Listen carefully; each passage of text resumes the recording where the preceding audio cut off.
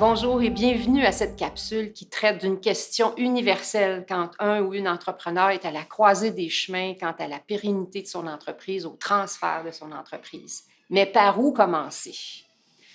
L'expérience nous montre que bien souvent, les entrepreneurs commencent leur réflexion sur la transmission de leur entreprise à l'envers.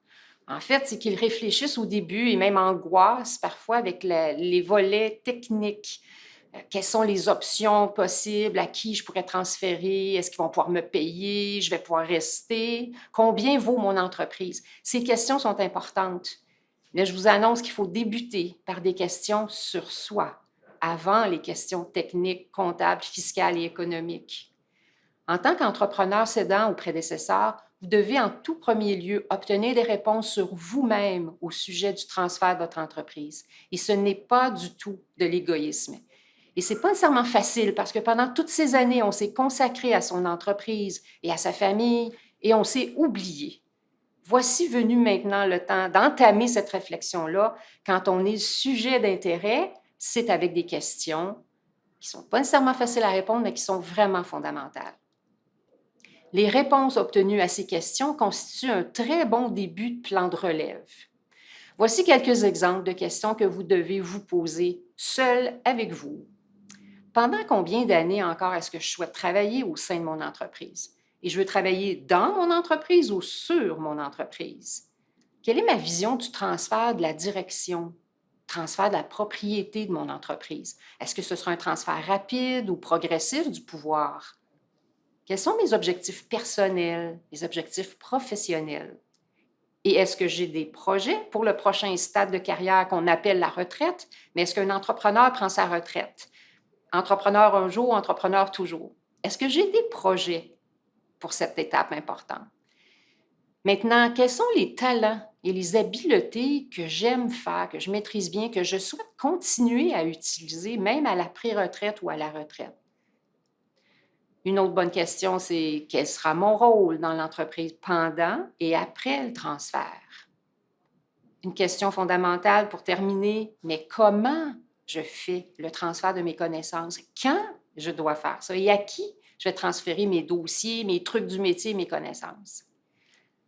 Évidemment, il y a plusieurs autres questions personnelles qu'il faut se poser. Mais en résumé, il faut vraiment se poser ces premières questions-là. Après avoir débroussaillé la question pour vous-même, vous serez mieux disposé à poursuivre les discussions avec le conjoint ou la conjointe, avec vos associés, avec vos enfants, qu'ils soient ou non dans l'entreprise, et avec les potentiels releveurs, repreneurs, qu'ils soient eux aussi de la famille ou non. Par exemple, de la relève non apparentée. Mais il faut être clair avec soi pour être clair avec les autres. Pour un prédécesseur, il y a 3 volets importants dans le transfert de ses dossiers et de ses connaissances. La première, c'est quoi? Il faut vraiment faire une liste des responsabilités qu'on a, des rôles qu'on a, des tâches, des projets aussi dans lesquels on est impliqué. La deuxième question, c'est maintenant à qui je transfère ça? Et ces personnes que j'ai en tête, est-ce qu'ils sont en mesure de prendre ces responsabilités-là et ces transferts de connaissances et de dossiers? Combien de temps ont-ils à consacrer à recevoir de nouvelles responsabilités? Parce qu'il y a un phénomène qu'on voit parfois, ce sont des relèves qui ne peuvent pas dire non. Alors, ils prennent des tâches, prennent des dossiers, prennent des responsabilités. Je ne peux pas dire non. J'aurais l'air pas très intéressé, pas très vaillant. Par contre, ce qui peut guetter un repreneur ou une repreneur qui ne peut pas dire non, c'est l'épuisement. Donc, c'est très important de s'assurer que les gens qu'on identifie qui pourraient reprendre de nos dossiers, de nos tâches, sont en mesure de le faire en termes de formation, mais en termes de temps aussi.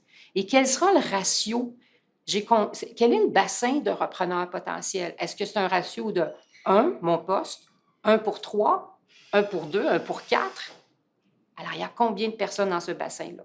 Troisièmement et finalement, quand je commence à transférer mes idées, mes connaissances, mes rôles, mes trucs du métier, alors combien de mois ou d'années je peux consacrer à ça? Combien de temps ça va prendre tout ça? Et à ce moment-là, avec ces 3 questions-là, on voit se dessiner de façon très naturelle une ligne de temps de la transition. Et c'est très rassurant, à la fois pour le prédécesseur, mais aussi pour les repreneurs, de voir cette ligne de temps. Voici ce qui se passera cette année, l'année prochaine. Un impact important de cette façon de faire, c'est-à-dire se questionner soi-même, c'est la clarté que nous aurons avec les autres spécialistes qui vont intervenir dans le processus de transfert. Vous voyez présentement à l'écran les 4 systèmes d'une entreprise familiale que vous connaissez sûrement. C'est important de réaliser que le questionnement de l'entrepreneur à la croisée des chemins face à la pérennité, sa transition, sont issus du système individu et du système famille. Voilà où il faut commencer son questionnement pour ensuite pouvoir en parler aux gens qui composent le système entreprise et nos associés, le système actionnariat. Dans la prochaine capsule, je vais vous présenter les 4 transferts qu'il faut vivre dans un transfert d'entreprise. À bientôt. Merci.